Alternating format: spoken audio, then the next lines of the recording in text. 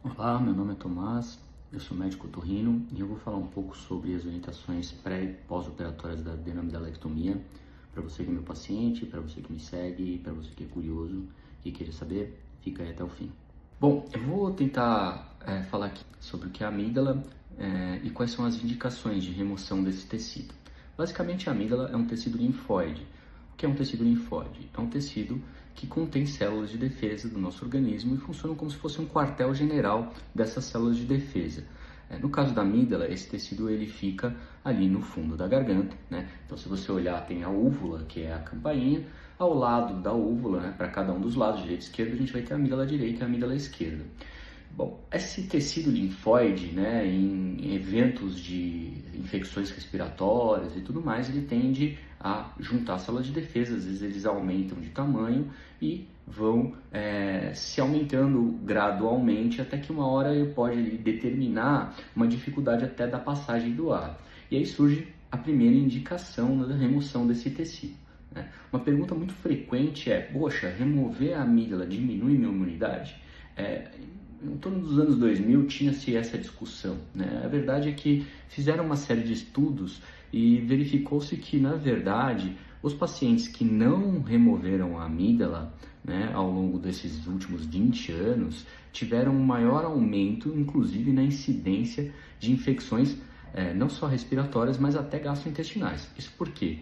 A partir do momento que você tem um tecido que obstrui sua respiração e dificulta a respiração nasal, você perde a função do nariz como filtro. E muito provavelmente isso facilita para você ter qualquer tipo de infecção.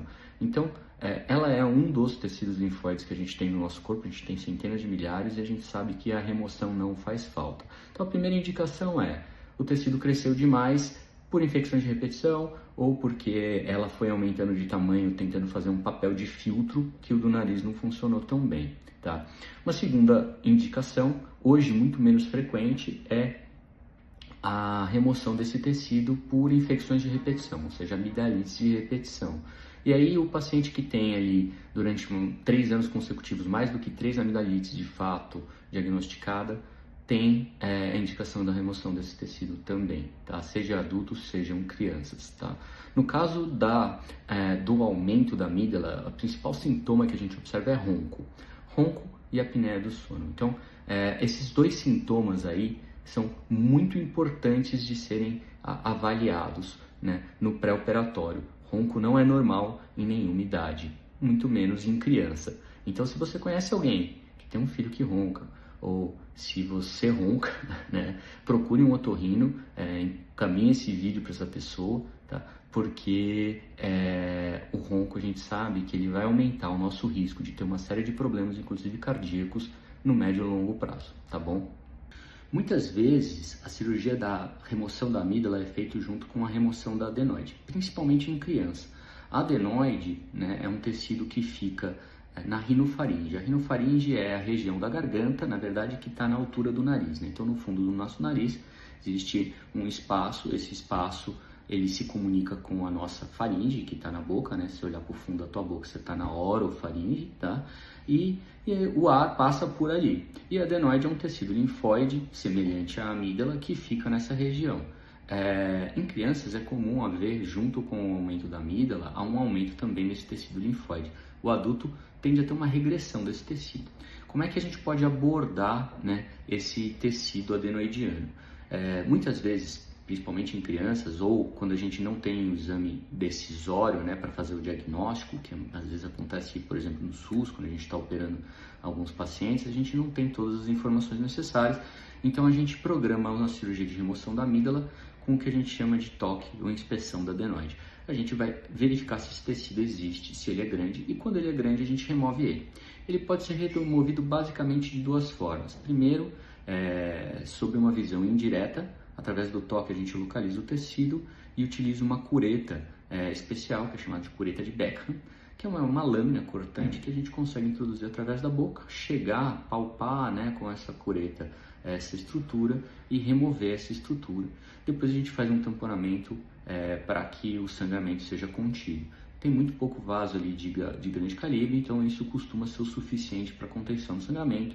Raras vezes a gente precisa levantar o palato e inspecionar diretamente para haver uma cauterização ou uma outra medida hemostática, que a gente chama, ou seja, para parar sangramento.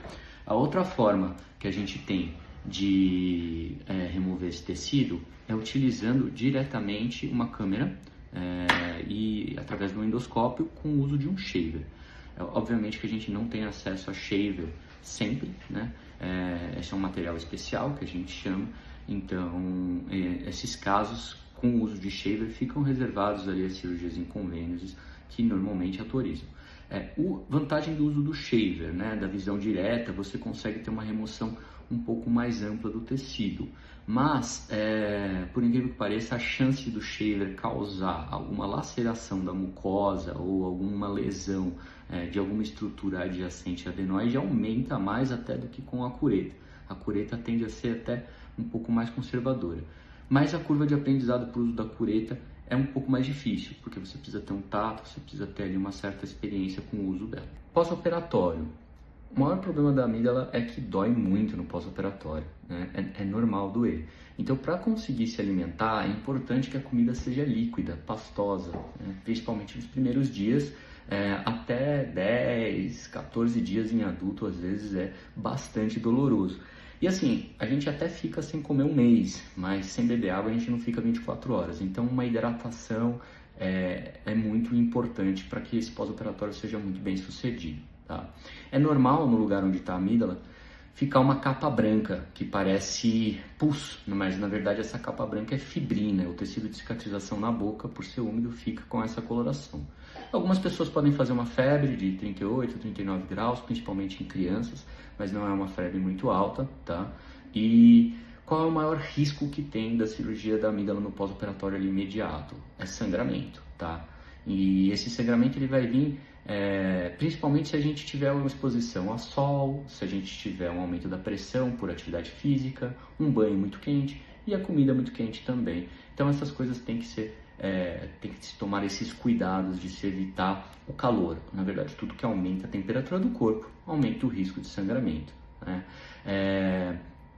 Esses pontos no pós-operatório, como eu disse, eles vão cair espontaneamente. E aí nas consultas de acompanhamento a gente vai ver se o tecido cicatrizou, se tem, como é que ficou a estrutura da amígdala, tá bom? Então, se você gostou desse conteúdo, compartilhe aí com quem vai operar a amígdala, que queira ter e sanar essas dúvidas todas, tá bom? Se tiver qualquer dúvida, pode deixar também a sua pergunta aqui com a gente.